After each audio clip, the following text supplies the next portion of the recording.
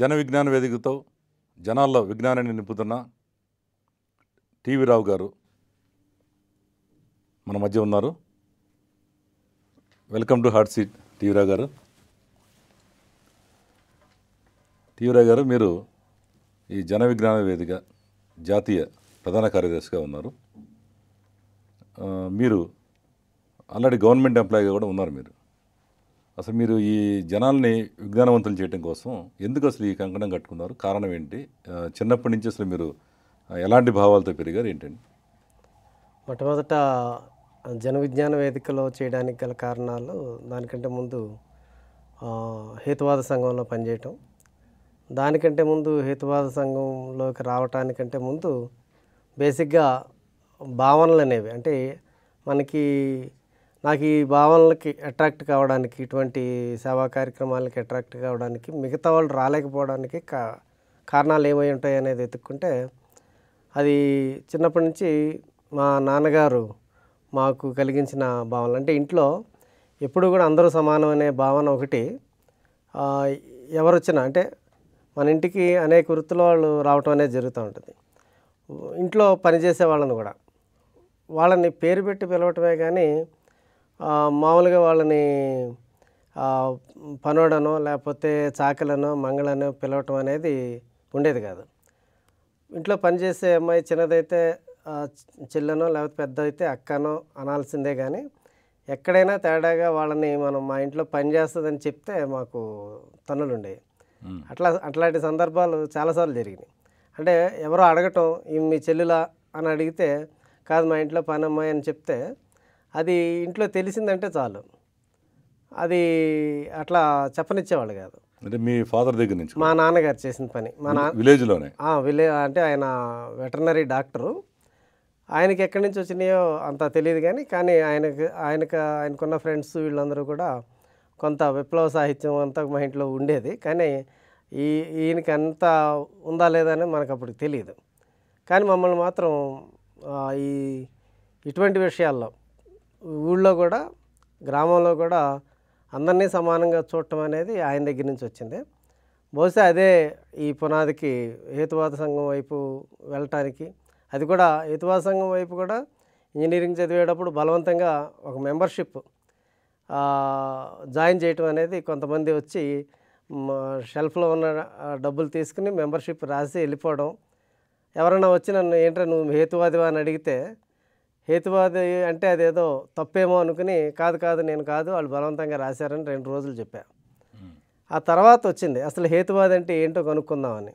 అది కనుక్కున్న దగ్గర నుంచి ఎందుకు ఏమిటి ఎలా అని తెలుసుకోవటమే హేతువాదం. అంటే ఇంక దీనికి వేరే భావన ఏమీ లేదు అంటే, ఓహో అంతేనా అని చెప్పేసి ఎందుకు ఏమిటి ఎలా అని ప్రశ్నలు వేసుకోవటమేనా అనేది మొదలైంది. ఆ మొదలైంది చాలా చదువులో కూడా దాన్ని అప్లై చేయటం ద్వారా నేను క్లాసులో 15th ర్యాంకులో ఉండేవాడిని, స్టేట్ 3rd ర్యాంకు రావడానికి కారణమైంది. అది ఎప్పుడైతే ఆ చేంజ్ నాలో వచ్చిందో, అంటే ఎందుకు ఏమిటి ఎలా అని ప్రశ్నించుకోవడం ద్వారా మనం చాలా సబ్జెక్టు తెలుసుకోగలుగుతున్నాం.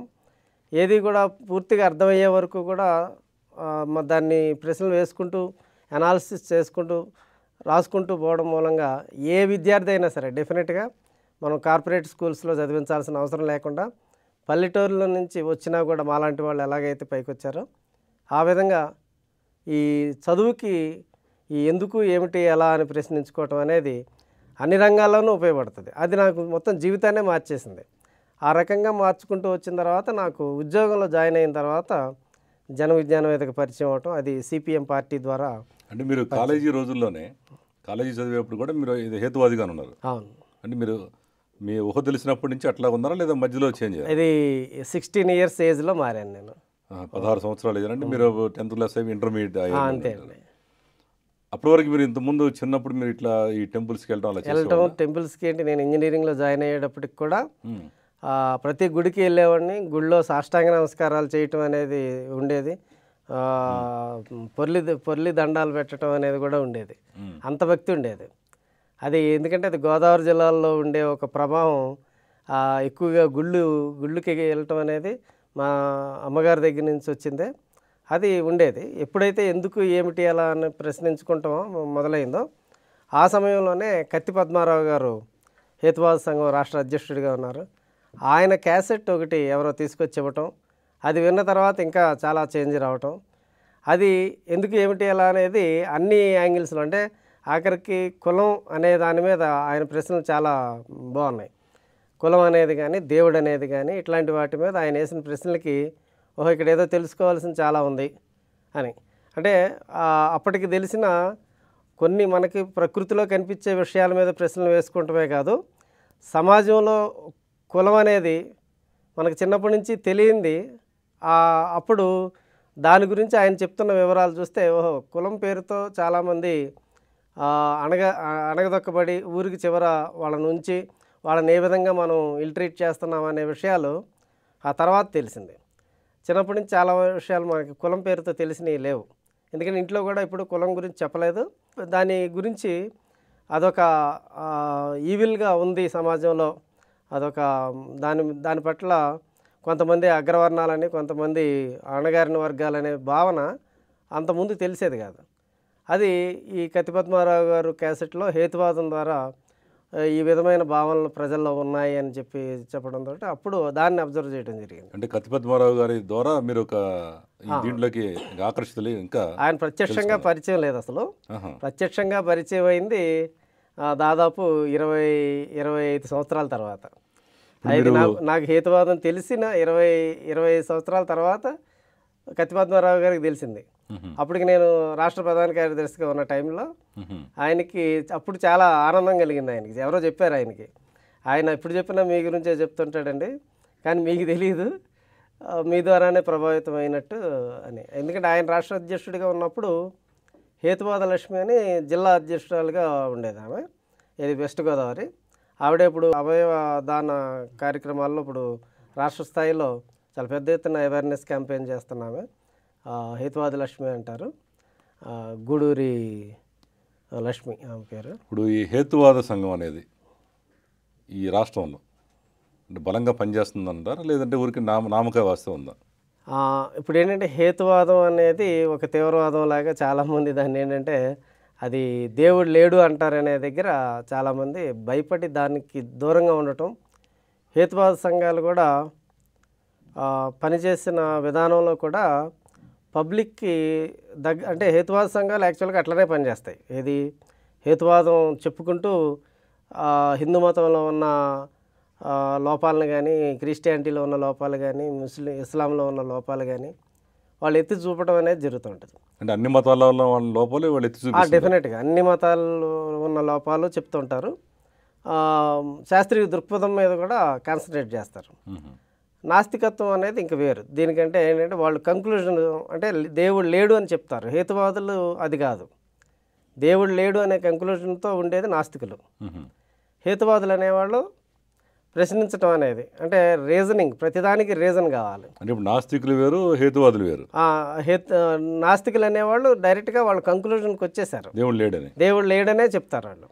హేతువాదుల దగ్గరికి వచ్చేటప్పటికి కార్యకారణ సంబంధాల దగ్గర ఉన్నారు. కార్యకారణ సంబంధాలను ఎతుకుతుంటారు. అంటే హేతువాదుల్లో చాలామంది దేవుడిని నమ్మటం అనేది ఉండదు, కానీ ప్రశ్నించడం అనే దగ్గర ఉంటుంది. అంటే మీరు వాళ్ళు కంక్లూజన్లోకి వచ్చి ఉంటారు నాస్తికులు అనేవాళ్ళు.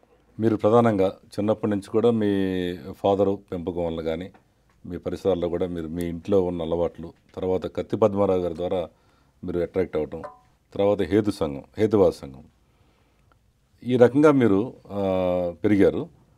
అసలు మీరు ఈ జన విజ్ఞాన వేదిక ఏంటి, దీంట్లో మీరు ఎలా ప్రవేశించారు చెప్పగలరా? ఇప్పుడు ఈ సిపిఎం పార్టీలో మొట్టమొదట సిపిఎం పార్టీలో పనిచేశాను. సిపిఎం పార్టీ నుంచి జన విజ్ఞాన వేదిక యాక్టివిటీస్లోకి వెళ్ళటం జరిగింది. అది 1992 అక్షరాస్యత ఉద్యమం అప్పుడు జాయిన్ అయ్యాం. అక్షరాస్యత ఉద్యమం జరుగుతున్నప్పుడు అది విజయవాడ దగ్గర ఉన్న ఇబ్రహీంపట్నంలో మొట్టమొదట జన విజ్ఞాన వేదికలో జాయిన్ అయ్యాను. అప్పుడు 92 నుంచి 94 వరకు కూడా దాదాపు 200 మందికి అక్షరాలు నేర్పటం అనేది సీరియస్గా నేను, మా అమ్మగారు, మా భార్య కూడా చేయటం జరిగింది.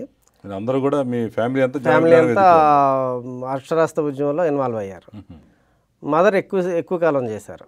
ఆవిడ కొంచెం ఫ్రీ టైం ఉండటం, ఆవిడ 2-2.5 సంవత్సరాల దాకా క్లాసులు చెప్పడం అనేది జరిగింది.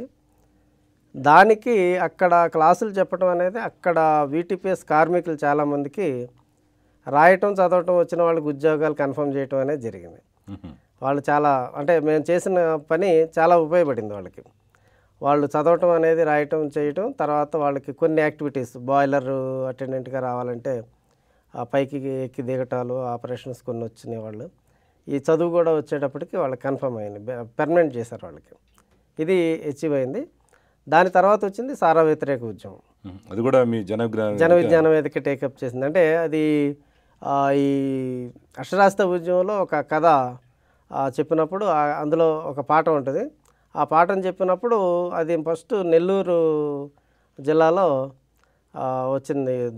దోబగుంట రోసమ్మ ఆమె దాన్ని ఆ పాఠం వయోజన విద్య జరిగేటప్పుడు నేర్చుకుంది. మన ఊళ్ళో ఈ సారాన్ని ఎందుకు వ్యతిరేకించకూడదని మొదలు పెడితే అది మొదలైనప్పుడు యాక్చువల్గా అది రాష్ట్రమంతా కూడా ఇదే రకమైన వాతావరణం ఉంది.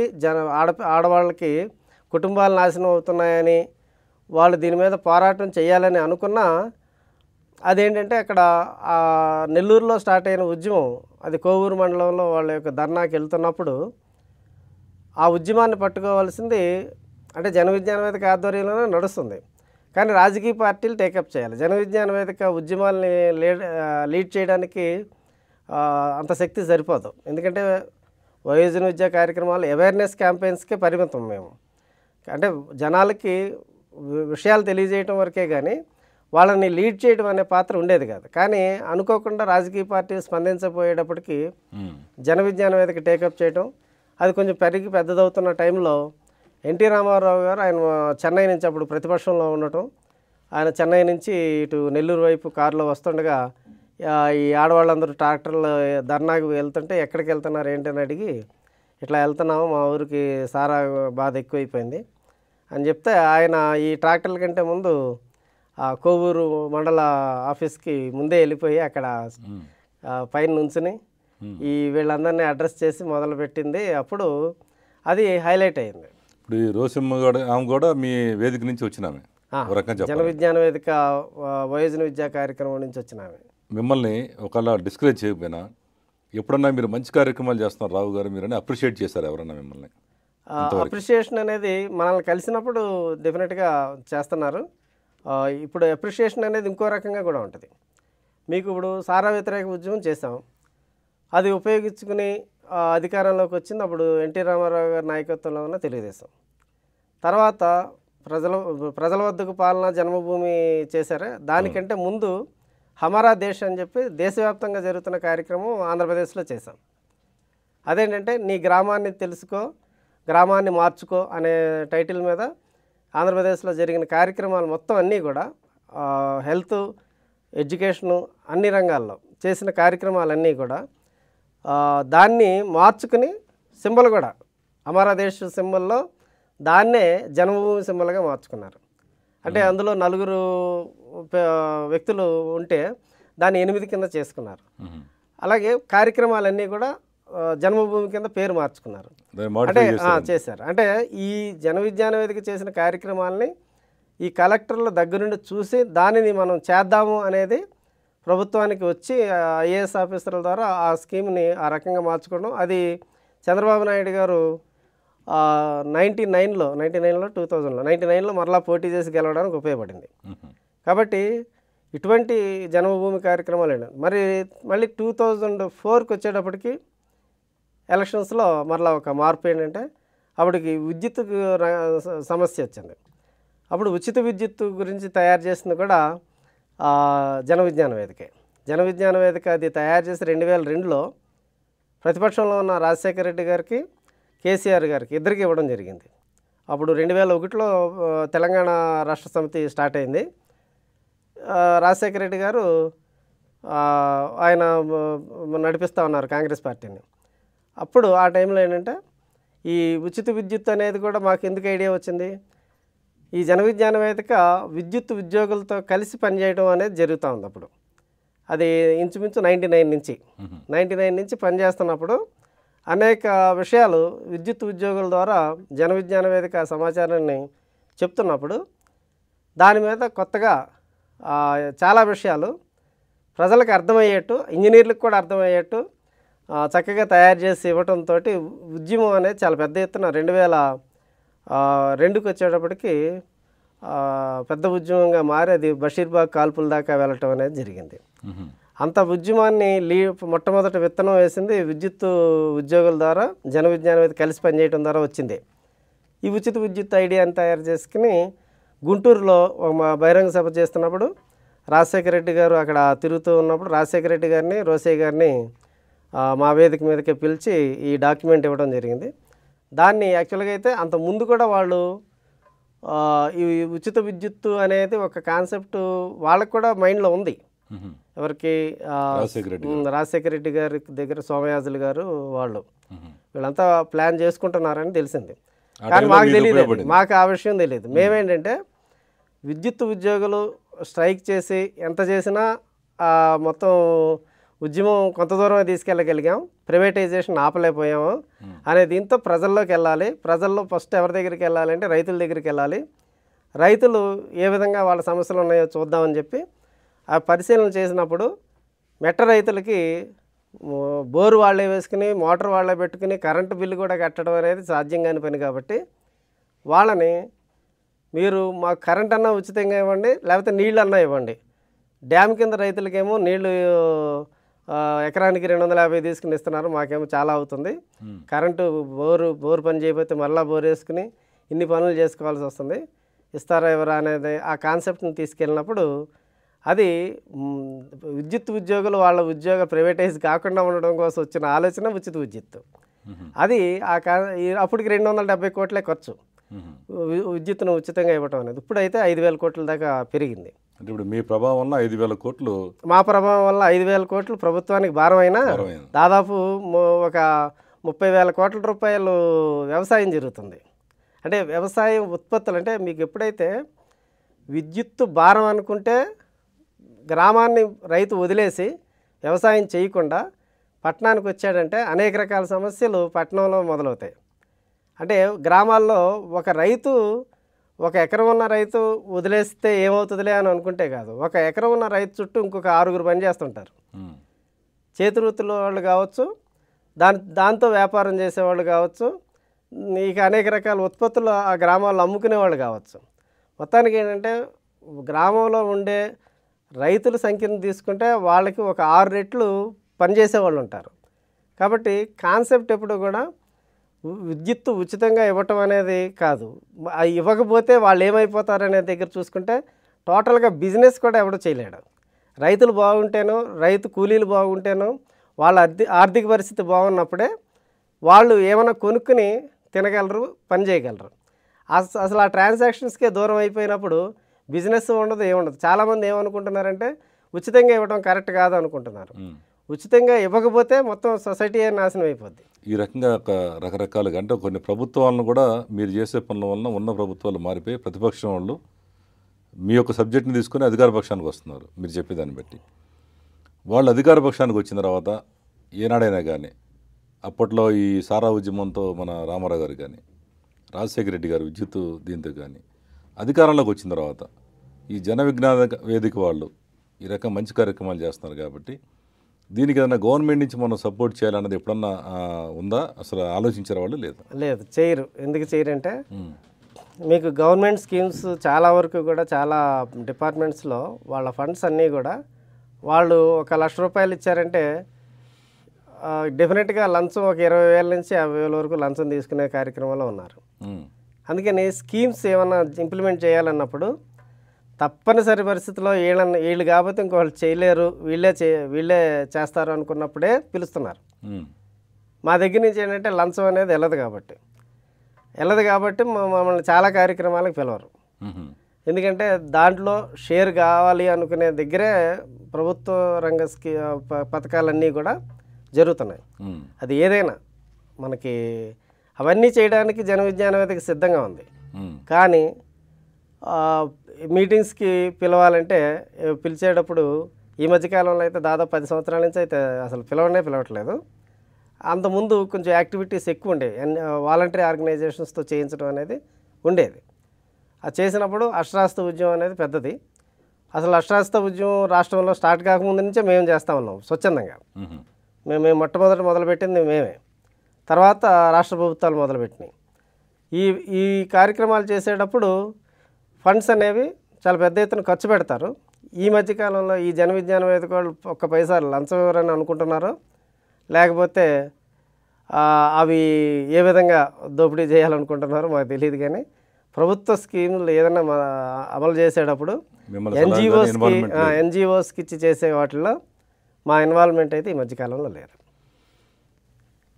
రావు గారు, మీరు అనేక వీటి మీద ఉద్యమాలు చేస్తున్నారు, రకరకాల ప్రజలను చైతన్యవంతులు చేస్తున్నారు, విజ్ఞానాన్ని పెంపొందిస్తున్నారు. దాంట్లో ప్రధానంగా మీరు చేసిన బాగా హైలైట్ ఏంటంటే ఈ చేప మందు గురించి. ఈ చేప మందు అనేది ఎన్నో సంవత్సరాలు అనాది కాలంగా వస్తుంది. మన రాష్ట్రంలోనే కాకుండా భారతదేశంలో అనేక మంది ఆ చేప మందు వేసుకొని మాకు బాగా తగ్గింది అని చెప్పి చాలామంది కేంద్ర మంత్రులు కానీ ఇతర జడ్జెస్ కానీ కేంద్ర ప్రభుత్వం రాష్ట్ర ప్రభుత్వానికి చెందిన అనేక మంది ఆఫీసర్స్ కూడా వచ్చి ఇక్కడ ఉండి ఒక విఐపి జోన్ ఏర్పాటు చేసేవాళ్ళు. విఐపీలందరూ ఇట్లా వెళ్ళాలని. మరి అంతమంది చదువుకున్న వాళ్ళు అంతమంది వచ్చి వాళ్ళకి మాకు నయమైందని చెప్పడం విన్నాం మేము. మరి మీరు ఎట్లా ప్రూవ్ చేస్తారు అది రాంగ్ అని చెప్పి? అంటే ఒక విషయాన్ని అది తప్ప రైటా అని జడ్జ్ చేయాలంటే ఒక శాస్త్రీయ పద్ధతి ఉంటుంది. ఇప్పుడు ఈ విధంగా మనకి చేప మందు అనేది అది ఉబ్బసానికి, జలుబు, దగ్గు, ఉబ్బసం లేదా ఇంకా ఇట్లాంటివన్నీ ఏంటంటే కొన్ని జలుబు మీకు మందులు వాడితే వారం రోజుల్లోనూ, వాడకపోతే 7 రోజుల్లోనూ తగ్గుతుందని అంటే మీరు వాడినా వాడకపోయినా తగ్గుతుందని. ఇట్లా సైకోసొమాటిక్ డిజార్డర్స్ సంబంధించిన జబ్బులు ఒక 70 ఉన్నాయి. అది Indian council for medical research వాళ్ళు తయారు చేసిన లిస్టు. వాటికి మందులు వాడినా వాడకపోయినా తగ్గిపోద్ది. అందులో ఉన్నది ఈ ఉబ్బసం. ఉబ్బసం అనేది దానికి క్యూర్ అనేది లేదు. ఇప్పుడు మీకు జలుబు ఉంది, మీకు మీ జన్మలో జలుబు రాకుండా చేస్తారనే మందు లేదు ఇప్పటికి. అది ఉంది అని ఎవరన్నా అన్నారు అంటే వాళ్ళు చీట్ చేస్తున్నట్టు లెక్క. జలుబు అనేది వాతావరణాన్ని బట్టి, మీరు తీసుకున్న ఫుడ్ని బట్టి, మీకు ఎన్విరాన్మెంట్ అనేది ఎప్పుడు వస్తుందో ఎప్పుడు పోతుందో అనేది ఉంటుంది. దానికి పెర్మనెంట్గా మీకు రాకుండా చేస్తాననేది ఉండదు. అలాగే ఉబ్బసం కూడా. ఈ ఉబ్బసానికి ఏంటంటే ప్రపంచంలో ఇంతవరకు క్యూర్ అనేది లేదు, ప్రివెన్షనే ఉంది. మీరు దాని బారిన ఇబ్బంది పడకుండా ఉండడం కోసం కొన్ని స్టెరాయిడ్స్ సంబంధించిన కొన్ని మందులు మీకు ఇవ్వటం జరుగుతూ ఉంటుంది. అది ఇన్హేలర్స్ కావచ్చు, ఇంకోటి కావచ్చు. అది మీకు ఏదైతే ఎలర్జీ క్రియేట్ చేస్తుందో వాటిని అవాయిడ్ చేయడానికి కొన్ని టెస్టులు పెడతారు. ఆ టెస్టుల ద్వారా మీరు ఆ పదార్థాలు తినొద్దు, లేకపోతే ఆ పరిసరాల్లోకి వెళ్ళొద్దు అని చెప్తారు. ఈ తగ్గిపోతుంది అనుకున్న వాళ్ళది ఏజ్తో తగ్గచ్చు, సైకలాజికల్గా ఫీల్ అవ్వడం ద్వారా కూడా, అంటే వాళ్ళ యొక్క కొన్నాళ్ళ పాటు, లేదు ఆ ఇచ్చే మందులో స్టెరాయిడ్ కలిపితే కూడా తగ్గచ్చు. అది తగ్గటం అనేది తాత్కాలికమైనది, కొంతకాలం తగ్గుతుంది, తర్వాత మళ్ళీ రావచ్చు. కొంతమంది బాగా తగ్గిపోయింది అనుకున్న దానికి ఎన్విరాన్మెంటే చేంజ్ చేయడం జరిగింది. ఇటువంటి వాటినే డాక్టర్స్ చెప్తారు. ఇక్కడ మనం చేప మందు విషయంలోకి వచ్చేటప్పటికి కొరమేను చేప పిల్ల ఎందుకు వాడాలి, కొరమేను చేప పిల్లలో నోట్లో పెట్టేది ఏంటి, ఇవన్నీ పరిశీలించినప్పుడు నాలుక లాగి వాళ్ళు గొంతులో వేయటం అన్నీ చూసినప్పుడు, ఆ నాలుక లాగి గొంతులో వేయటం అంటే మీరు ఎప్పుడైనా ఈఎన్టీ డాక్టర్ దగ్గరికి వెళ్ళినప్పుడు బేర్ హ్యాండ్స్తో ఎప్పుడు కూడా నాలుకను పట్టుకోరు. ఎందుకంటే చేతులకి దాదాపు 1000 రకాల బ్యాక్టీరియా అంటుకుని ఉంటుంది.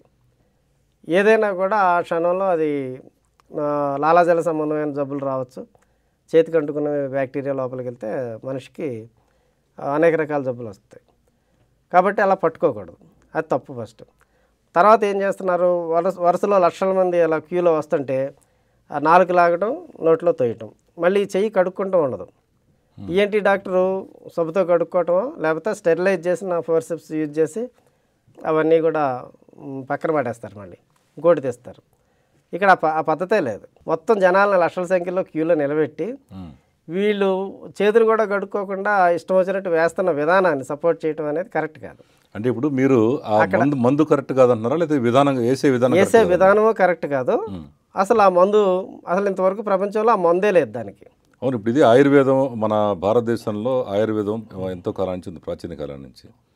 వాళ్ళ ఒక్క ఫ్యామిలీయే వాళ్ళకి తెలుసు. అది కాబట్టి వాళ్ళు ఇది మందు ఉన్నదని కాబట్టి ఇన్ని లక్షల మంది వస్తున్నారు.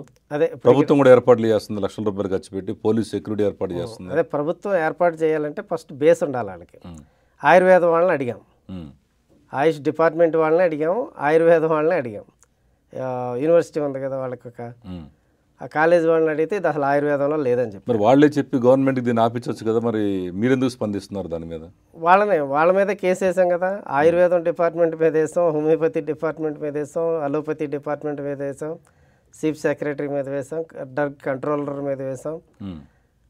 ఇంతమందిని ఇన్వాల్వ్ చేసాం ఆ కేసులో. మీరు ఎందుకు ఇంతవరకు గవర్నమెంట్కి ఇన్ఫామ్ చేయలేదు?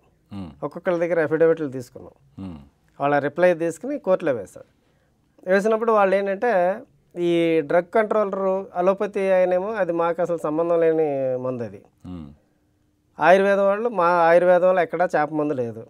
మరి లేదని తెలిసినప్పుడు వాళ్ళు కూడా రిపోర్ట్ ఇచ్చినప్పుడు ప్రభుత్వం ఎందుకు దాన్ని ఆపేయట్లేదు? కారణం ఏంటంటే ప్రభుత్వాలు ఎప్పుడు కూడా ఏంటంటే తిరుపతిలో దేవుడు లేడంటే తిరుపతిని ఏమి ఆపారు. కాబట్టి ఏంటంటే ప్రజలు ఎటు పోతున్నారో వాళ్ళ ఓట్ల కోసమే ప్రయత్నం చేస్తారు, కానీ వాళ్ళకి ఉన్న నిజాన్ని చెప్పాలనే ప్రయత్నం చేస్తే ఈ వాటికి చేప మందుని ఎప్పుడో ఆపేయచ్చు. చేప మందు మీద ఒక పరిశోధన చేయాలి, అది పనిచేస్తుందా లేదా అంటానికి ఒక 5 సంవత్సరాలు చాలు. ఆ మందు అసలు మందేనా అనేది కూడా పరిశోధన చేయాలి. కాబట్టి ఇటువంటి విషయాలు చేయడానికి ఇంతవరకు కూడా వాళ్ళు సాహసించాలి. పైగా ఆ జనం కూడా మన ఓట్లు అనే లెక్కలో ప్రతి ఒక్కళ్ళు కూడా నోరు మూసుకుని ఉంటున్నారు. ఇక్కడ జరిగే ప్రమాదం ఏంటి? నాలుగు లాగుతున్నప్పుడు 4 పుండ్లు ఉంటే పుండ్లు చితికి రక్తం కనుక ఏలుకు అంటుకుంటే మళ్ళీ నెక్స్ట్ లైన్లో రెండో వాడిని మళ్ళీ 4 పట్టుకున్నప్పుడు ఈ రక్తం ఆ నోట్లోకి వెళ్తుంది. ఈ ముందున్న వాడికి కనుక ఎయిడ్స్ ఉంటే నెక్స్ట్ వచ్చిన వాడి నోట్లో వెంటనే ఈ రక్తం తీసుకెళ్ళి అంటిస్తే వాడికి ఉపశమనం తగ్గుతుందో లేదో తెలియదు. గ్యారంటీగా ఎయిడ్స్ మాత్రం వచ్చే అవకాశం ఉంది. ఇప్పుడు ఇంత ఘోరమైన మీరు చెబుతుంటేనే అది ఏంటనే నాకు భయంకరంగా అనిపిస్తుంది. మరి ఒక పక్కేమో ఎయిడ్స్ నియంత్రణ కోసం అనేక రకాల కోట్ల రూపాయలు ఖర్చు పెడుతుంది గవర్నమెంట్. మరి మీరు ఇలా చక్కగా దీని గురించి స్టడీ చేసి చెబుతుంటే అయినా కానీ గవర్నమెంట్ ఎందుకు దాన్ని ప్రోత్సహిస్తుంది? మరి మీలాంటి వాళ్ళు ఇంకా ఉపయోగించుకోవచ్చు కదా. ప్రభుత్వం అంటే ఓట్ల కోసం చూసుకుంటుంది అనుకో. అది కాదు, మనుషులు చనిపోతున్నారు ఇక్కడ. ఎయిడ్స్ శాక్స్ అని ఉంది, AIDS control society, AP state AIDS control society. దానికి ఒక కమిషనర్ ఐఏఎస్, ఆయన మళ్ళీ హైదరాబాద్ కమిషనర్గా ఉన్నప్పుడు దగ్గరుండి టోకెన్స్ కూడా ఇవ్వటం అనేది జరిగింది. ఇవన్నీ ఎట్లా ఉంటాయంటే కొంతమందికి దేశంలో ఆయుర్వేదం గురించి అందులో ఎంత నిజం ఉందో తెలుసుకోకుండా కౌగిలించుకునే వాళ్ళు ఐఏఎస్ ఆఫీసర్స్లో కూడా ఉన్నారు. అది శాస్త్రీయమా కాదా అని అంటే ప్రపంచంలో మొట్టమొదటి వచ్చిన వైద్య విజ్ఞానమే ఆయుర్వేదం, కానీ ఈరోజు అది అవసరం లేదు.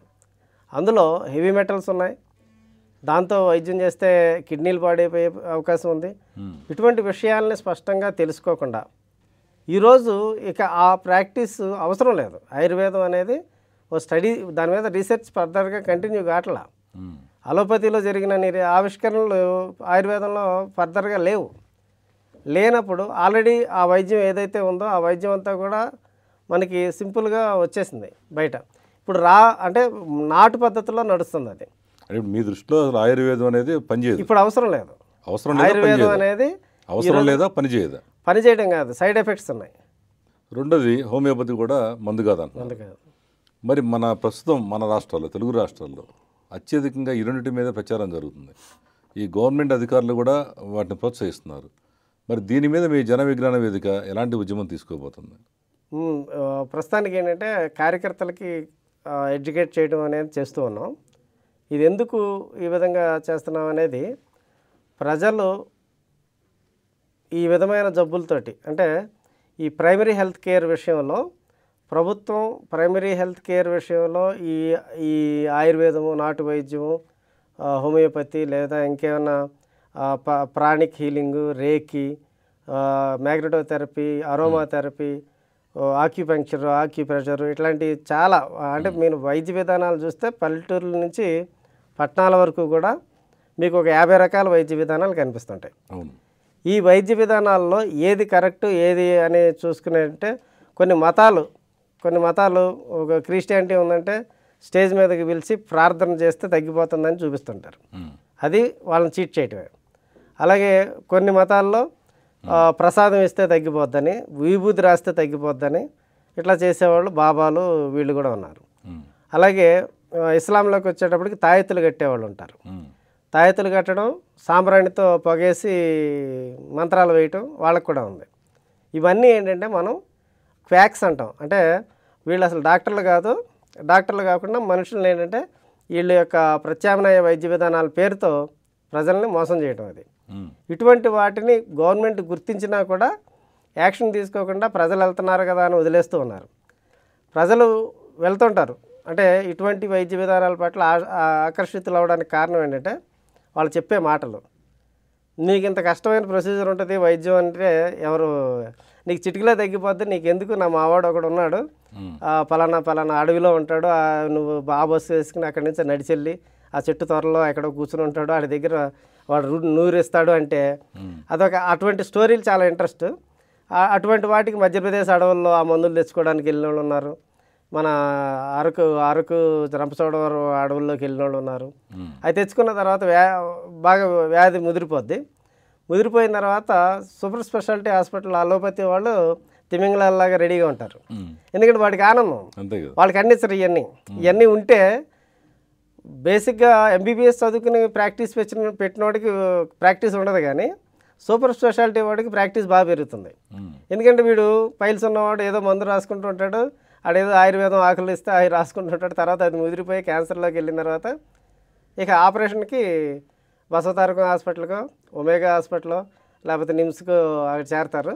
ఇక అక్కడ ఇక లక్షలు అవుతూ ఉంటాయి. అదే స్టార్టింగ్ వాళ్ళని కంట్రోల్ చేసి వాళ్ళకి లక్షల ఫీజు రాదు కాబట్టి, అంటే వాళ్ళు ఏంటంటే ఖండించమంటే ఖండించరు. ఎవరు అలోపతి డాక్టర్స్ ఎవరో కూడా ఈ వైద్య విధానాలు ఖండించడానికి మా వైద్య విధానం కాదు కాబట్టి మేము మాట్లాడకూడదు అంటారు.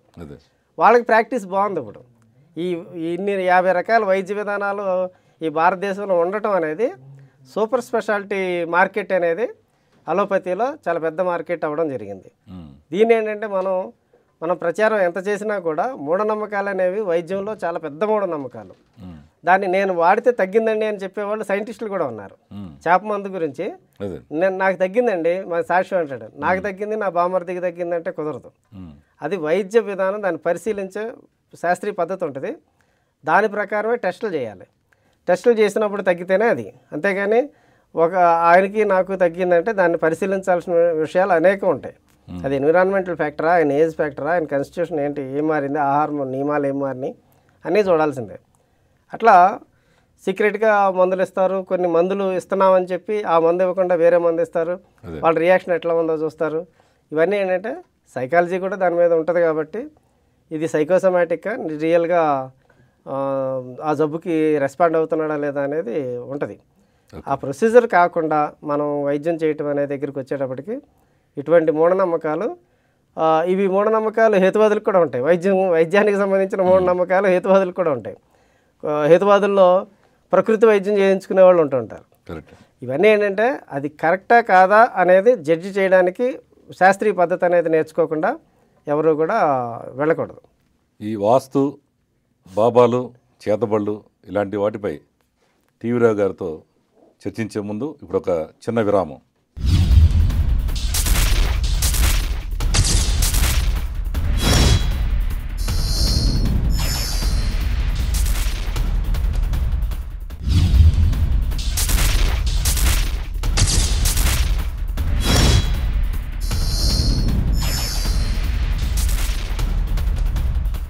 హాట్ సీట్ కార్యక్రమానికి తిరిగి స్వాగతం.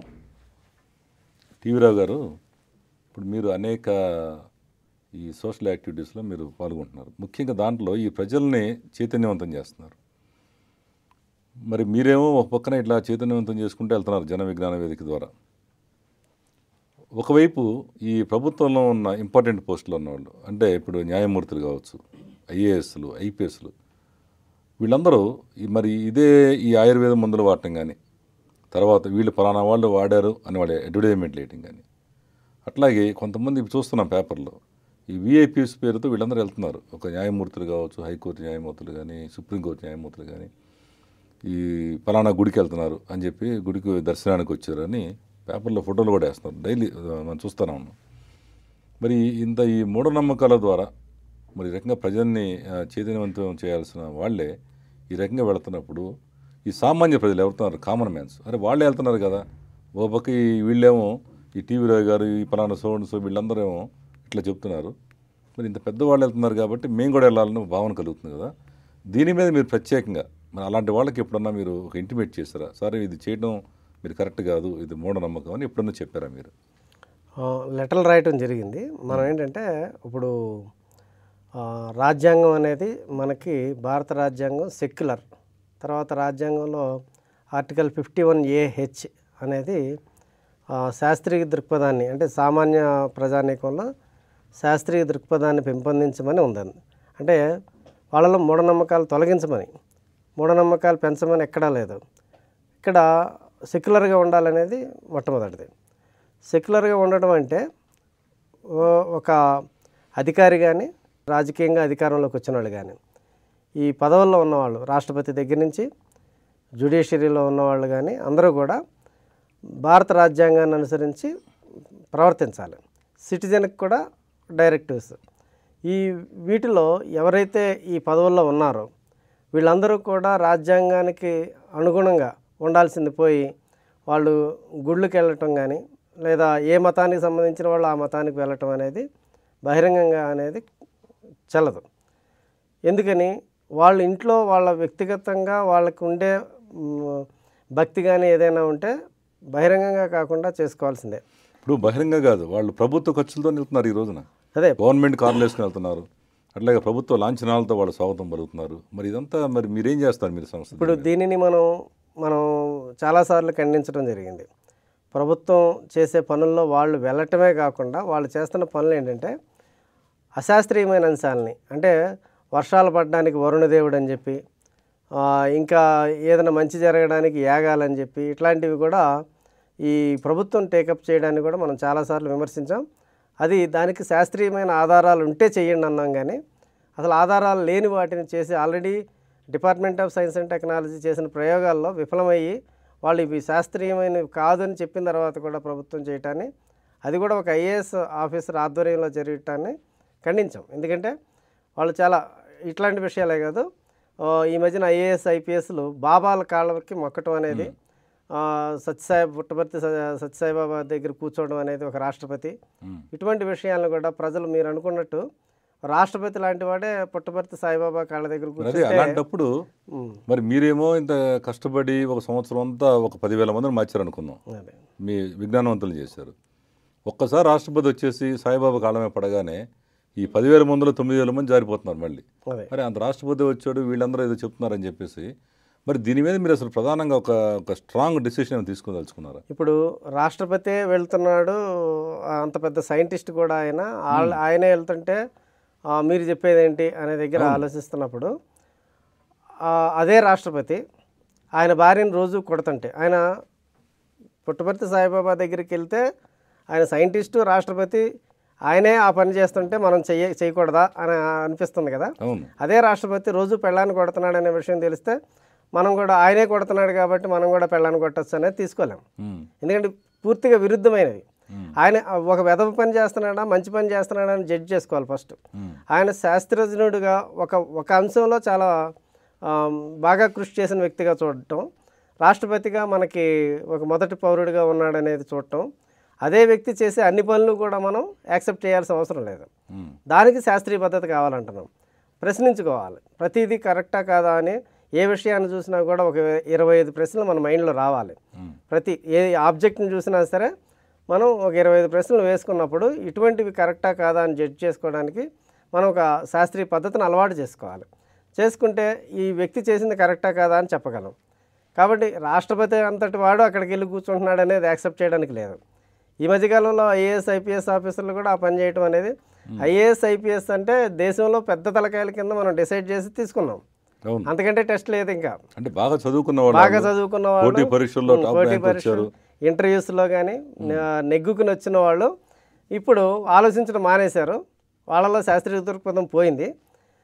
ఎవడో నువ్వు డీజీపీ అవుతావు అని చెప్తే అది పొరపాటున అయ్యాడు అనుకోండి, ఆడేదో చూసే చెప్తాడు, ఏదో అయ్యే ఛాన్సులు ఉన్నాయంటే ఈయనకి చెప్తాడు, ఆయనకు ఇంకో నలుగురికి చెప్తాడు.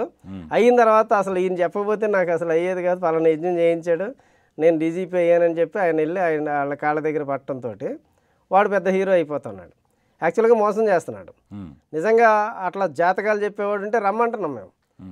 $1 మిలియన్ ఛాలెంజ్ అని చెప్పి ఇప్పటికీ ప్రకటన అలాగే ఉంది. అది దానికి ఛాలెంజ్ చేస్తూ మీరు ఎవరైనా సరే ఈ రోజున డాలర్ వాల్యూ ₹62 ఎంత ఉంది, ₹65, 6.5 కోట్లు వస్తాయి. రమ్మని చెప్తున్నాం. మీలో నిజంగా జాతకాలు చెప్పేవాడు కరెక్ట్గా చెప్పగలిగేవాడు ఎవడంటే రండి. మీరు బహిరంగంగానే ఉంది. ఇప్పుడు వెబ్సైట్ కూడా ఉంది దానికి. కాబట్టి దానికి ఓపెన్గా రమ్మంటే ఎవడు రావట్లేదు, భయపడుతున్నారు. ఈవెన్ వాస్తు విషయంలో కూడా అట్లనే భయపడుతున్నారు. అందుకని ఆ విధంగా ఛాలెంజ్ చేసి జనాల్ని మీరు ఎంత మార్చుతున్నారు అని చూస్తే 6 లక్షల మంది వచ్చేవాళ్ళు చేప మందికి 2004లో జరిగిన సర్వే, 2003 ఆ టైంలో జరిగిన సర్వే. 2004లో మనం చేసిన ప్రచారానికి 80,000కి తగ్గిపోయారు. ఇది ఒక 1 ఇయర్లోనే 1 ఇయర్లోనే 6 లక్షల నుంచి 80,000కి తగ్గిపోయారు. ఈ రోజున అది 22,000 దగ్గర ఉంది. అంటే 6 లక్షల మందిని మనం ఫిజికల్గా ఆపలేదు, కేవలం వాళ్ళ మైండ్స్లో ఒక ఆలోచన ఇగ్నైట్ చేసాం అంతే. ఇది కరెక్టా కాదా జడ్జ్ చేసుకుంటే మేము ఇచ్చే ప్రశ్నలు చూడండి. శాకాహారులకేమో బెల్లంతో వేసుకోవచ్చు, మాంసాహారులకేమో చేపతో వేసుకోవచ్చు అంటున్నారు. ఏమగా తేడా ఎక్కడొచ్చింది? చేపకి బెల్లంకి సమానం ఎక్కడ సారూప్యత వచ్చింది అనేది ఆలోచించారు. అలాగే మీరు తీసుకెళ్ళిన మందు ఇంట్లో ఫ్రిడ్జ్లో పెట్టిన తర్వాత గ్యారంటీగా 5వ రోజున 6వ రోజున బూజు పడుతుంది. మీరేమో దాన్ని 14 రోజులు వాడాలని వాళ్ళు చెప్తారు, మీరు వేసుకుంటున్నారు. దీని మూలంగా మీకు నష్టం జరుగుతుందా లేదా అంటే అది ఆలోచించారు. క్యూలో నిలబడి మీరు అందరూ గొంతుల్లోనూ అతను చేతులు పెడుతున్నాడు, ఈ గొంతులోంచి తీసుకెళ్ళి ఆ గొంతులో పెడతా ఉన్నాడు. ఉబ్బసం కంటే కూడా వేరే జబ్బులు వచ్చే అవకాశం కదా అనే దగ్గర ప్రజలు భయపడటం జరిగింది. ఇటువంటి వాటికి స్పందించి ప్రజలు చైతన్యవంతులు అవుతున్నారు కాబట్టి ఈ రోజున ఆందోళన అనేది మూఢనమ్మకాలను ప్రచారం చేసే వాళ్ళకి ఒక భయం పట్టుకుంది. ఉదాహరణకి ఇప్పుడు ఈ రంగురాళ్ళు ధరించడంలో, ఈ రంగురాళ్ళు ఈ రాయి వేసుకుంటే బ్రహ్మాండంగా సక్సెస్ అవుతారు, ఆ రాయి వేసుకుంటే అని టీవీల్లో కానీ పేపర్లు యాడ్స్ ఇస్తున్నారు. దాదాపు ప్రతి జిల్లాలో కూడా ఒక పెద్ద పెద్ద షోరూమ్ తెలిసారు. మరి మీరు ఎప్పుడు మరి వాళ్ళ దగ్గర మీరేం డబ్బులు తీసుకోకపోతే నిజంగానే దీని ఏమైనా రూపుమాపాలనుకుంటే మీ సంస్థ సభ్యులందరూ కూడా ఒక ఉద్యమంలా చేపట్టి ఆ షాపుల ముందు ఎప్పుడన్నా మీరు ఇది కరెక్ట్ కాదని ఎప్పుడన్నా క్యాంపులు కానీ ఒక ధర్నాలు చేయడం కానీ ఎందుకు చేయట్లేదు? మీరు చేసాం ఒకసారి, అంటే ఒకసారి అండి 4-5 సార్లు చేసాం. ఒకటి రుద్రాక్షమాల పాండురంగారావు ఆయన ఈ రవీంద్ర భారతిలో చేసినప్పుడు అప్పుడు చేసాం. దానికి చేస్తే అది ఏమవుతుంది బాగానే చూపించారు, ఏది టీవీల్లో బాగానే చూపించారు దాని గురించి. కాకపోతే ఛానల్స్కి కూడా ప్రత్యేకమైన అడ్వర్టైజ్మెంట్స్, అరగంట అడ్వర్టైజ్మెంట్స్ వాళ్ళే ఇస్తుండడం. ఆ ఛానల్స్ కూడా మళ్ళీ రంగురాళ్ళని నమ్మొద్దు, జ్యోతిష్యాలను నమ్మొద్దు అని ప్రచారం చేస్తుంటాయి. ఇది ఒక ఏంటంటే ఒక ఛానల్ బతకాలన్నా డబ్బులు కావాల్సింది అటువంటి ఆర్గనైజేషన్స్ నుంచే. ఖండించడం సమాజం బాగుండాలి కాబట్టి ఈ విషయాలను చెప్పాలనేది ప్రయత్నం ఛానల్సే చేస్తాయి. వాళ్ళని ఏంటంటే మనం ప్రజల్ని ఎడ్యుకేట్ చేస్తూనే దెబ్బకొట్టాలి. వాళ్ళు బాగా ఈ రోజున రుద్రాక్షమాలలు కావచ్చు, రంగురాళ్ళు కావచ్చు, డైమండ్స్ అనేవని వీళ్ళందరూ కూడా కోట్ల రూపాయలు ప్రజలను మోసం చేసి సంపాదిస్తున్నారు. నిజంగా వాళ్ళు ఈ డైమండ్ షాప్లో అమ్ముకునే దగ్గర ఉంటారు పిల్లలు. ఈ రత్నం మీరు పెట్టుకుంటే, ఈ రంగురాళ్ళు మీరు పెట్టుకుంటే మీకు నెలకి ₹1,00,000 పైగా ఆదాయం వస్తుందని ఇట్లా చెప్తూ ఉంటారు. అంటే అంత బాగా మీకు ఇది ఉపయోగపడుతుందని. మరి నువ్వే కొనుక్కోవచ్చు కదరా, నీకు నెలకి 3,000 4,000 ఇస్తున్నాడు అంటున్నావు కదా, నువ్వే కొనుక్కుని వెళ్ళిపోవచ్చు కదా, ₹1,00,000 కాకపోతే నెలకి 20,000 వచ్చేది కొనుక్కో అని అంటే వాళ్ళు సార్ మా సార్ చూస్తే మమ్మల్ని తిడతారు సార్, మీరు అలా అనొద్దు సార్ అని చెప్పి. ఎందుకంటే లాజిక్ జనాలకి టోపీ పెట్టడానికే అక్కడ ఆ వ్యాపారం చేస్తున్నారనేది నిజంగా అది పెట్టుకున్న తర్వాత ఎవరికి ఏం కలిసి వచ్చేది ఉండదు. వాడు స్వయం కృషితో వాడు కష్టపడి వాడు సరైన ప్లానింగ్తో ముందుకెళ్తున్నప్పుడు జరిగే లాభమే కానీ ఈ రంగురాళ్ళు పెట్టుకుంటే పెళ్ళిళ్ళు అవ్వటం కానీ చదువులో నువ్వు ఇంజనీర్ అవ్వటమో ఐఐటి రావటమో ఇవన్నీ జరిగితే ఈ నంబర్స్ గురించి కూడా న్యూమరాలజీ పేరుతోటి ఈ మధ్యన కారు నంబర్లో ఆక్షన్ వేస్తున్నట్టే మరి అదే పద్ధతి అది నెంబర్ 9 వస్తే మంచిదని అనుకున్న వాడికి హాల్ టికెట్ నెంబర్ కూడా నాకు ఐఐటి హాల్ టికెట్ నెంబర్ కూడా నెంబర్ 9 వచ్చేట ఆక్షన్ ఏమంటే అది కూడా వేసుకుంటూ కూర్చుంటారు కదా. అంటే వ్యాపారం అనేది మూఢనమ్మకాలు జనాల్లో పెరిగే కొలది ఇటువంటి వ్యాపారాలు అన్ని రంగాల్లోకి వెళ్ళిపోతుంటాయి. గవర్నమెంట్ చేసేది తప్పు, నంబర్లు ఆర్డర్లో ఇచ్చి పడేయాలి, కానీ ఆదాయం వస్తుంది కదా, ఇచ్చేవాళ్ళు ఇచ్చుకుంటున్నారు కాబట్టి చేస్తున్నారు. అదే ప్రతి విషయంలో కూడా గవర్నమెంట్ ఏదో రకంగా సామాన్యులను ప్రోత్సహిస్తుంది. అవును, ఇప్పుడు 9వ నంబర్ వాడికి ఇన్ని లక్షలు, 5వ నంబర్ వాడికి ఇన్ని లక్షలు అని. మరి కాబట్టి గవర్నమెంట్ ఇట్లా చేస్తుంది. మరొక ఉదాహరణ ఏంటంటే ఈ రుద్రాక్షల గురించి మీరు చెప్పారు, పాండురంగారావు గురించి. ఆయన ఈ మధ్య టీవీలో ఏం చెప్తున్నారంటే రాష్ట్రపతి అవార్డు ఇచ్చారు నాకు అంటున్నాడు రుద్రాక్షల మీద. మరి రుద్రాక్షలే మూఢనమ్మకం ఏంటి, రాష్ట్రపతి అవార్డు ఇవ్వటం ఏంటి? రాష్ట్రపతి అవార్డు అనేది కాదనుకుంటుంది, ఏదో ఇచ్చాడు రాష్ట్రపతి ద్వారా, రాష్ట్రపతి పెట్టానో దగ్గర సొమ్ము వస్తుంది. మరి ఈ రకంగా ఇంత ప్రముఖులు కూడా ఆయన పిలవడం, మరి ఆయనతో మాట్లాడటం, ఇది పబ్లిసిటీ చేసుకుంటున్నారు కదా. అంతే. ఇదంతా ఇప్పుడు పాండురంగారావు గారికి నాకు డిస్కషన్స్ చాలాసార్లు పెట్టారు టీవీలో. డైరెక్ట్గా ఇట్లాంటివి అడుగుతుంటే ఆయనకి ఆ ఏకముఖి పంచముఖి ఏదో పేర్లు పెట్టి ఆ గింజలు నలిగిపోయిన గింజలకి ఒక సిమెట్రీ ఉంటుంది. ఆ సిమెట్రీ దాన్ని పెట్టుకుంటే కలిసి రావటం అనేది ఏ విధంగా ప్రూవ్ చేస్తాడు ఆయన? మరి పెట్టుకున్న వాళ్ళందరికీ జరిగినాయా, మీరు ఎవరెవరికి అమ్మారో ఒకసారి లిస్ట్ ఇవ్వండి అంటే ఇవ్వడం. ఎందుకంటే అది మోసం అనేది ఆయనకి తెలుసు. ఆయన ఒక డాక్టరేట్ కూడా. మళ్ళీ ఇటువంటి విషయాలని మనం అడిగేటప్పుడు వాటిని దాటవేయడానికి ప్రయత్నం చేస్తుంటారు. ఎందుకు చాలా తెలివిగా మాట్లాడగలరు వాళ్ళు. మరి వీళ్ళకి డాక్టరేట్ కూడా ఇస్తున్నారు ఈ రంగాల్లో. అంటే ఈ రంగం కాదు, ఆయన మామూలుగా ఈ ఇచ్చారండి ఈ మధ్య. అంటే ఏ రంగం అంటే ఈ తెలుగు యూనివర్సిటీలో కొన్ని దిక్కుమాలిన కోర్సులు ఉన్నాయి, దాంట్లో డాక్టరేట్లు ఇస్తున్నారు. ఇప్పుడు న్యూమరాజీ వాళ్ళకి, వాస్తు వాళ్ళకి, వీళ్ళందరికీ కూడా డాక్టరేట్లు ఇస్తున్నారు. అంటే డాక్టర్ అని పెట్టుకునే కొన్ని వైద్యాలు వాళ్ళు ఇప్పుడు ఆర్ఎంపీ కూడా డాక్టర్ అని పెట్టుకుంటాడు కదా, గౌరవ డాక్టరేట్లు ఇచ్చే ఆర్గనైజేషన్ ఇలాంటి పనులు ప్రజలను తప్పుదావ పట్టిస్తున్నారు. వీళ్ళకి ఎందుకు డాక్టరేట్ ఇస్తున్నారు? ఇప్పుడు మీకు యూనివర్సిటీలో వాస్తు జ్యోతిష్యం కోర్సులుగా పెట్టడం అనేదే తప్పు. అది సైంటిఫిక్గా నిరూపించబడిన విషయాల్ని కోర్సులుగా పెట్టారు. ఎవరు? గతంలో బీజేపీ గవర్నమెంట్ ఉన్నప్పుడు మురళీ మనోహర్ జోషి అనే ఆయన హెచ్ఆర్డి మినిస్టర్గా ఉన్నప్పుడు ఆయన వీటిని పెట్టాడు. పెట్టినప్పుడు జ్యోతిష్యం గురించి మనం ప్రశ్నలు వేస్తే గణాపాటీలను అడగాలి, కానీ రోడ్డు మీద పోయే ప్రతి వాడిని కూడా అడిగి మీరు అది జ్యోతిష్యం అనుకుంటే ఎలా కుదురుతుంది, మీకు డాక్టర్లు అందరూ చేసేదంతా కరెక్టేనా అని. ఇక్కడ మనం కంపేర్ చేయాల్సింది మిమ్మల్ని వాళ్ళని అడిగాం, మీలో గణాపాటీలు ఎవరో చెప్పండి పోని, మాట్లాడలా. మురళీ మనోహర్ జోషి అప్పుడు ఉన్నప్పుడు బీజేపీ 9 months ముందే తన పరిపాలన అంటే ముందుగానే వాళ్ళు రాజీనామా చేసి ఎలక్షన్స్కి వచ్చారు. మరి నిజంగా జ్యోతిష్యం శాస్త్రం అనుకున్నప్పుడు గణాపాటీలు వాళ్ళ దగ్గర ఉన్నప్పుడు 9 నెలల ముందే మీరు గవర్నమెంట్ని రద్దు చేసుకుని ఎలక్షన్స్కి వస్తే ఎందుకు ఓడిపోయారు? ఆయన కూడా ఓడిపోయాడు, మురళీ మనోహర్ జోషి కూడా ఓడిపోయాడు. అంటే అర్థం ఏంటి? నువ్వు చెప్తున్న దానికి కేంద్ర స్థాయిలోనే నీకెవడో గణాపాటీలు జ్యోతిష్యం చెప్పినోడు లేడా? నువ్వే తప్పు చేసాక 9 నెలల పాలన కూడా కోల్పోయి ఓడిపోయి ఇంట్లో కూర్చున్నారు. దాదాపు 10 సంవత్సరాలు పట్టింది మళ్ళీ గెలవడానికి. మరి మీ జ్యోతిష్యం ఏమైపోయింది? అలాగా మనం వాళ్ళని నిలదీసినప్పుడు, పబ్లిక్గా ఇట్లా మీడియా ద్వారా నిలదీసినప్పుడు కొంతమంది మారడానికి అవకాశం వస్తుంది. మొత్తం జనమందరూ మారాల్సిన అవసరం లేదు. ఇప్పుడు మరొక ప్రధాన ప్రశ్న అండి, చాలా ఇంపార్టెంట్. ఏంటంటే ఈరోజు చదువుకున్న వాళ్ళు లేకపోతే మీలాంటి వాళ్ళు కొంతమంది ఈ మూఢనమ్మకాలు అంటున్నారు. అంతరిక్ష పరిశోధన శాస్త్రవేత్తలు అంటే వాళ్ళని మించిన సైంటిస్టులు లేరు, ఇక అంతరిక్షాన్నే వాళ్ళు ఛేదిస్తున్నారు. అలాంటి వాళ్ళు కూడా ఇప్పుడు ఇదే శ్రీహరికోటలో ఇస్రో సంబంధించిన చైర్మన్ ఆ శాస్త్రవేత్తలు అది అక్కడి నుంచి రాకెట్ పైకి ప్రయోగించేప్పుడు తీసుకొచ్చి సూళ్ళూరుపేట చెంగాలమ్మ గుడిలో పూజలు చేపిస్తుంటారు. ఆ తర్వాత తిరుపతిలోకి వెళ్ళి పూజలు చేసి వస్తున్నారు. వెళ్ళి వచ్చిన తర్వాత అది గ్రాండ్ సక్సెస్ అవుతుంది.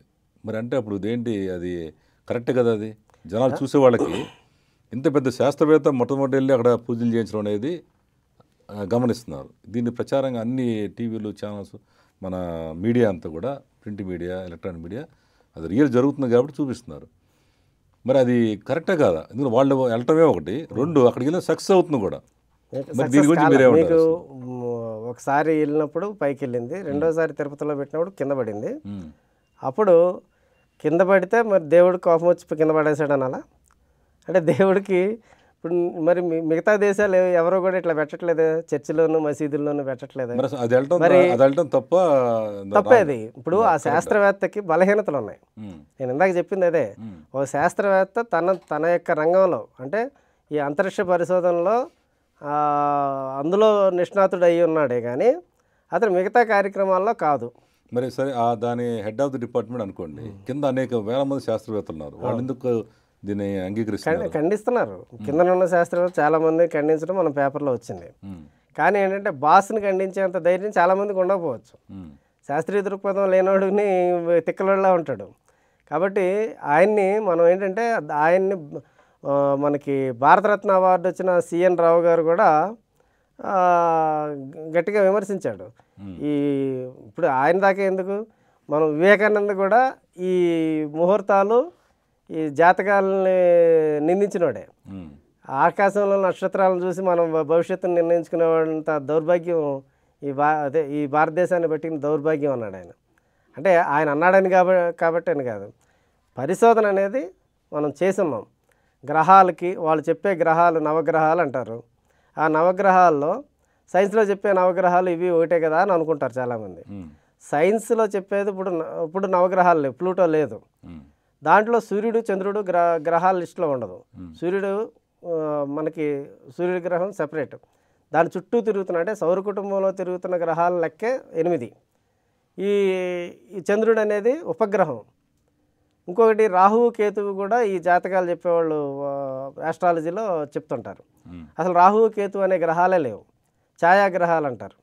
అదేంటంటే వీళ్ళు ఊహించుకున్నారు, అక్కడ ఏవో గ్రహాలు ఉన్నాయి, ఏదో మింగేస్తున్నాయి ఇట్లా అనుకుని పెట్టుకున్నారు. అవి నీడలు, అవి ఈ చంద్రగ్రహణం సూర్యగ్రహణం జరిగేటప్పుడు వచ్చే నీడలు, వాటిని కూడా గ్రహాలు అనుకున్నారు వీళ్ళు. పరిశోధన అయితే మన భారతదేశంలో ఆస్ట్రానమీకి సంబంధించి బాగా జరిగింది. మన భారతదేశంలో ఉన్న దౌర్భాగ్యం ఇతర దేశాల్లో కూడా ఇదే ఉంది. ఏంటంటే ఒక మతం ఒక పుస్తకం రాస్తుంది, మతం రాసింది ఇంకెట్టి పరిస్థితుల్లో తప్పు కాకూడదు అనే దగ్గర ఉంటారు చాలామంది. ఈవెన్ వేరే వాళ్ళ సిద్ధాంతం, ఇప్పుడు మార్క్సిజం రాశారంటే మార్క్సిజం అజేయం అనుకుంటూ ఉంటారు.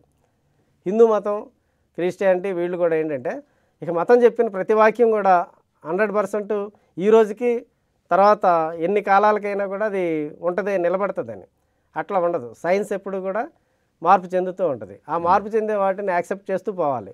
అట్లా యాక్సెప్ట్ చేయకుండా ఉన్న మతంలో ఉన్న పొరపాట్లు ఏంటంటే భూమి చుట్టూ సూర్యుడు తిరుగుతున్నాడు అనే దగ్గర నుంచి భూమి గుండ్రంగా ఉంది అని తేలే వరకు కూడా భూమి బలపరుపుగా ఉందనుకున్న వాళ్ళే మతాలు.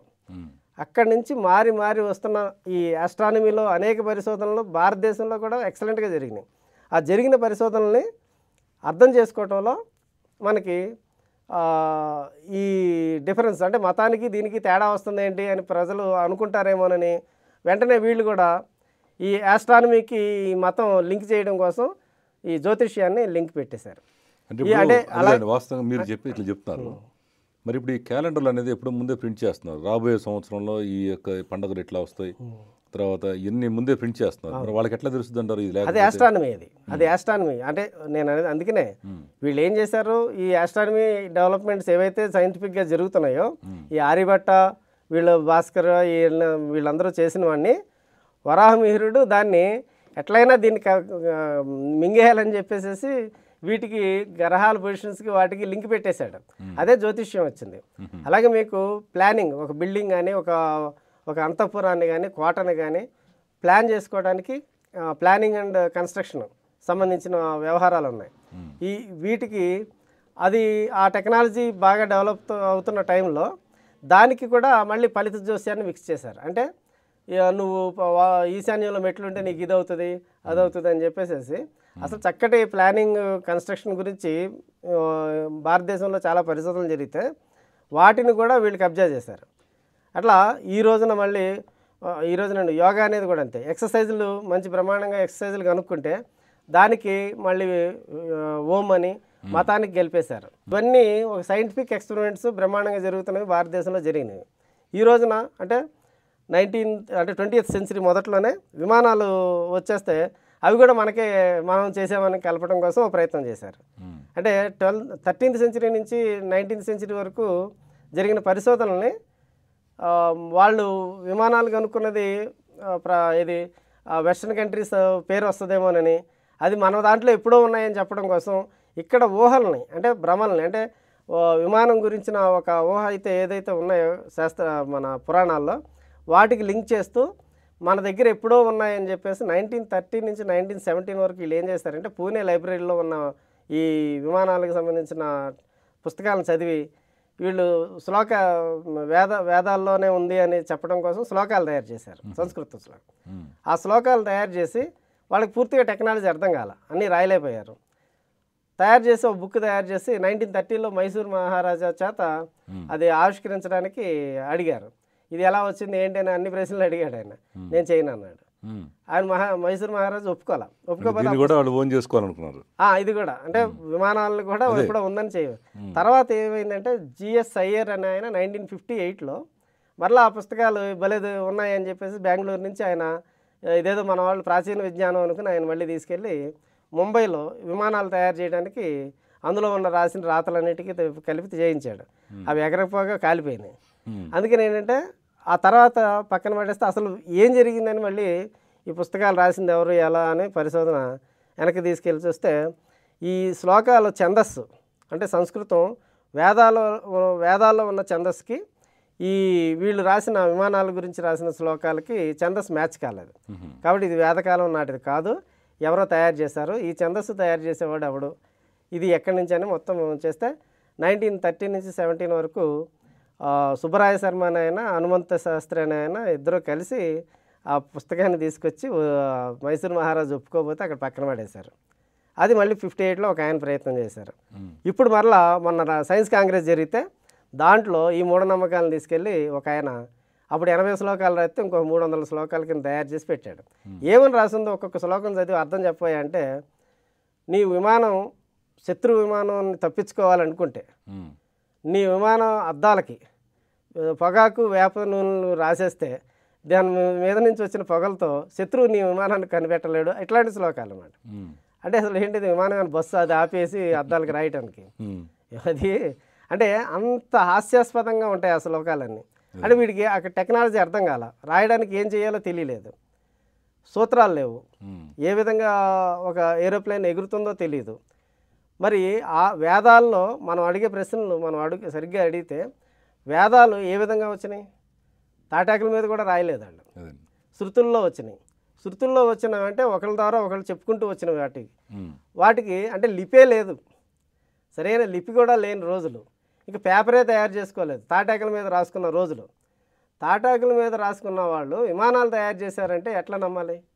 అంటే ప్రజల్ని, భారతదేశ ప్రజలు ఎన్నో ఆవిష్కరణలు మంచివి చేస్తే, అటు ఖగోళ విజ్ఞాన శాస్త్రం కావచ్చు, మ్యాథమెటిక్స్ కావచ్చు, వైద్య రంగం కావచ్చు, ఎడ్యుకేషన్లో కావచ్చు, సైకాలజీలో చాలా రంగాల్లో నిష్ణాతులందరూ భారతదేశంలో ఉండి అవి చెప్పుకోకుండా ఇప్పుడు వచ్చే కొత్తవన్నీ కూడా క్లోనింగ్, టెస్ట్ ట్యూబ్ బేబీ అన్నీ మనయే ఉన్నాయని చెప్పేసి ఈ మధ్యన మోడీ లాంటి ఒక భారతదేశానికి, ఒక పెద్ద దేశానికి ప్రధానమంత్రి అయ్యి all India institute of medical సైన్సెస్లో అందరూ కూర్చుని ఉంటే, డాక్టర్స్ ప్రొఫెసర్స్ కూర్చున్న మీటింగ్లో మనకి ఎప్పుడో ప్లాస్టిక్ సర్జరీ వచ్చింది, దానికి ఉదాహరణ వినాయకుడికి ఏనుగు తలకాయ పెట్టడమే అన్నాడు. ఏనుగు తలకాయ తీసుకొచ్చి తోలు కుడితే అదేమన్నా సంచి కుట్టినట్టు కుట్టేయడం అని ప్లాస్టిక్ సర్జరీ. దాంట్లో తలకాయలో మొత్తం ఎన్ని ఉంటాయి, వెన్నుపూసలు ఉంటాయి, నరాలు ఉంటాయి, రక్తనాళాలు ఉంటాయి, అన్నీ కలపాలి కదా. అంటే ఒక హెడ్ ట్రాన్స్ప్లాంటేషన్ చేసిన విషయాన్ని ఒక భారతదేశానికి ప్రధానమంత్రిగా ఉండి అది సింపుల్గా ప్లాస్టిక్ సర్జరీ కింద మాట్లాడాడు. అదేనండి, ఇప్పుడు ఇలాంటి విషయాలు ఇప్పుడు మీరు ప్రధానమంత్రి అట్లా మాట్లాడాడు, తర్వాత పెద్ద పెద్ద అధికారులు మాట్లాడుతున్నారు. దీని మీద ఈ మధ్యన అంటే మీలాంటి వాళ్ళందరూ చూసి మరి మన రామ్ జెఠ్మలాని గారు ఈ మధ్యన రాముడు మన శ్రీరామనవమి గురించి చెప్పాడు. రాముడు దేవుడైతే తన భార్యని 14 సంవత్సరాలు ఎందుకు పంపిస్తాడు అడవికని, దేవుడు కాదని. అప్పుడు పెద్ద సంచలనమైంది అది. తర్వాత మన రామ్ గోపాల్ వర్మ గారు వినాయకుడి గురించి చెప్పాడు. నిజంగా మన శివుడు దేవుడైతే, వినాయకుడి దేవుడైతే, ఆ శివుడు వచ్చి మరి కొడుకునని కూడా చూడకుండా తొండం ఎందుకు నరికేస్తాడు, నరకడం ఏంటి, మళ్ళీ తీసుకొచ్చి నిజంగా దేవుడైతే మళ్ళీ నిజంగా అదే పెట్టాలి కదా, ఇంకో జంతువుని చంపి పెట్టడం ఏంటో అన్నాడు. ఇది పెద్ద దుమారం లేసింది. మరి ఈ రకంగా అయినా కూడా గణేష్ మహారాజ్కి జై అనే తిరుగుతున్నారు జనాలు. అదే అయితే మరి ఇలాంటి సందర్భాల్లో ప్రముఖులు ఇలాంటి మంది వాళ్ళ మైండ్లో ఉన్నట్టు తెలుస్తుంది. ఇప్పుడు మీలాంటి వాళ్ళు, మీ జన విజ్ఞాన వేదిక వీళ్ళందరినీ కలుపుకొని భారతదేశ వ్యాప్తంగా ఎవరెవరు ఉన్నారంటే పెద్ద మేధావులను అందరినీ కలుపుకొని రామ్ గోపాల్ వర్మ అయితే రామ్ జెఠ్మలాని ఇంకా అనేక మంది ఉంటారు. ఇట్లా మీతో ఏకీభవించేవాళ్ళు వీళ్ళందరినీ కూడగట్టి మీరు ఎందుకు పెద్ద సదస్సు పెట్టలేకపోతున్నారు? చైతన్యవంతులు అవుతారు కదా జనం. అదే మేము ఆ ప్రయత్నం జరుగుతూ ఉంది. ఎందుకంటే మీరు ఎంతసేపుడు మీరు ఇవన్నీ మీరు చెప్తానే ఉన్నారు. ఆల్రెడీ మీరు 92 నుంచి చెప్తున్నారు. ఇప్పటికి ఏం లాభం చెప్పండి? ఇప్పుడు మన ప్రధానికి, మన దేశానికి హెడ్ అయినటువంటి అతను ఒక హెడ్ గురించి మాట్లాడాడు, ఏది మన ఈ తీసి ప్లాస్టిక్ సర్జరీ చేశారని. అంటే సో మీరందరూ ఎందుకని దీనికి తీవ్రంగా స్పందించట్లేదు? ఇంత ఘోరం జరుగుతుంది. రాబోయే తరాలకి ఇదే మూఢనమ్మకాలు వెళ్ళకూడదనే ఉద్దేశంతో కంటిన్యూ అవ్వకూడదని మీరు ప్రయత్నిస్తున్నారు. మరి ఈ రామ్ జెఠ్మలాని లేకపోతే రామ్ గోపాల్ వర్మ, మీరు లేకపోతే ఈ బ్రహ్మారెడ్డి గారు ఇట్లా మిగతా సోకాళ్ళు ఎవరైతే ఉన్నారో మీరందరూ ఒక ఐక్యమై ఒక పెద్ద సమావేశం పెట్టి భారతదేశ వ్యాప్తంగా ఎందుకని మీరు చేయలేకపోతున్నారు? అప్పుడు యాక్చువల్గా అవేర్నెస్ ప్రోగ్రామ్ జరుగుతున్న తీరు ఇప్పుడు మీడియాలో గతంలో మీకు దూరదర్శన్, ఈటీవీ మాత్రమే ఉన్నప్పుడు ఎప్పుడో సంవత్సరానికి ఒక 2 సార్లు ఈటీవీలో కనిపించడం జరిగింది మా ప్రోగ్రామ్స్. అట్లాంటిది ఈ రోజున ప్రతి ఛానల్లోనూ వారానికి ఒకటి అనేది వస్తున్నాయి. ఒక్కోసారి అయితే ఇంచుమించు వారానికి 3 రోజులు 4 రోజులు కూడా జరుగుతూ ఉన్నాయి. అంటే ఆ అవగాహన ఆలోచన అనేది పెరుగుతూ ఉంది. ఇది సినిమాల్లో కూడా వచ్చింది ఈ మధ్యకాలంలో. అంటే అది హిందీ సినిమాల్లోనూ వచ్చింది మార్పు, తెలుగు సినిమాల్లో కూడా ధైర్యం, అంటే ఎంత ధైర్యం చేస్తే గోపాల గోపాల సినిమా తీయగలిగారు. అది తీయడానికి కూడా జన విజ్ఞాన వేదికతో డిస్కస్ చేసి ఆ సినిమాని ఎట్లా తీస్తే బాగుంటుంది ఏంటి అనేది కూడా అడిగి మరీ చేశారు. అంటే కొంతమంది డైరెక్టర్స్ అయితే వాళ్ళ సినిమాల్లో ఈ బిట్లు అక్కడక్కడక్కడ పెట్టడం, మూఢనమ్మకాలను వ్యతిరేకిస్తూ వాస్తు కావచ్చు, జ్యోతిష్యం మీద కొంత వెటకారంతో వాటిని ఖండించడం కోసం అవి పెట్టడం అనేది సాహసం చేస్తున్నారు. ఈ మధ్యకాలంలో అది పెరుగుతుంది. పీకే సినిమా అసలు చాలా అంటే రాంగ్ నెంబర్ అనే, అంటే ఈ దేవుడు అనేవాడు ఉంటే వీళ్ళందరూ చెప్పేది సరైన కనెక్షన్ కాదు, ఏదో సరైన కనెక్షన్ ఏంటో తెలుసుకుందాం అనే ఒక కాన్సెప్ట్తో, అంటే మొత్తానికి మూఢనమ్మకాలు ఇవన్నీ అని చెప్పడానికి ప్రయత్నం చేసి సూపర్ హిట్ అయిన సినిమా అదే. అంటే మీడియాలో కానీ, సినిమా రంగంలో కానీ, ఈ ఇతర రంగాల్లో అంటే సాంస్కృతిక కార్యక్రమాల్లోనూ చేంజ్ అనేది మొదలవుతుంది. ఒకసారి మనిషికి మైండ్లో ప్రశ్న పడిన తర్వాత అతను తప్పించుకోలేడు. ప్రశ్న రానంత వరకే అతను ఇవన్నీ నమ్ముతుంటాడు. ఒకసారి ప్రశ్న పడిన తర్వాత వదలదు అది. ఎందుకంటే మనిషికి సహజంగా 2 ఏళ్ల వయసు నుంచి మాటలు వచ్చిన దగ్గర నుంచి ఆ పిల్లలు 1.5 సంవత్సరం నుంచే మనకి అడగటం మొదలు పెడతారు. ఇదేంటి వాళ్ళ అమ్మనో డాడీనో లేకపోతే ఎవరు ఇంటికి వచ్చిన వాళ్ళందరినీ ప్రతి వస్తువుని ఏంటి ఏంటి ఏంటి అని అడగటం అనేది ఉంటుంది. అది స్వతహాగా ఉన్నదే. ఆ దానిని ఈ మూఢనమ్మకాల పేరుతో, ఈ గుళ్ళు గోపురాలు మసీదులు చర్చిలు పేరుతోటి మనం మంచిని అంటే నైతిక విలువలు పెంపొందించాల్సింది పోయి వాళ్ళల్లో భయాన్ని, అసలు ఏమీ అడగకూడని ప్రశ్నలు అడుగుతున్నామని భయపెట్టి చిన్నపిల్లల్ని అడగకుండా చేయటం అనేది వాళ్ళ పిల్లల్ని వాళ్ళే నాశనం చేసుకుంటున్నారు. చివరగా మీరు ఒక ఇంపార్టెంట్ ప్రశ్న మీకు వేస్తున్నాను. ఈ యొక్క సమాజాన్ని ఈ రకంగా మీలాంటి వాళ్ళు ఎంతమంది చెబుతున్నా వినకుండా ఈ తల్లిదండ్రుల దగ్గర నుంచి కానీ లేకపోతే ఈ నాయకుల దగ్గర నుంచి కానీ బాబాల దగ్గర నుంచి కానీ ప్రభావితం చేస్తున్నారు. కాబట్టి ఈ యొక్క జనాలను మార్చడం కోసం, ఇంకా విజ్ఞానం పెంపొందించడం కోసం మీరు అసలు ఏం చేస్తే బాగుంటుంది అనుకుంటున్నారు? అసలు మీరు ఎందుకంటే ఇన్నాళ్ళ నుంచి దీంట్లో ఉన్నారు కదా, ఏం చేస్తే మారుతారు వీళ్ళు అని మీరు ఏమనుకుంటున్నారు? ఎలాంటి కార్యాచరణ చేపడదాం అనుకుంటున్నారు? మనకి మొట్టమొదటి మనం గుర్తుంచుకోవాల్సింది ఏంటంటే 100కి 100 మార్పు అనేది ఎప్పుడు జరగదు. మనకి సమాజంలో సైంటిస్టులు, డాక్టర్లు వీళ్ళ లెక్క మనం చూసుకున్నప్పుడు 100కి 2 కూడా ఉండరు.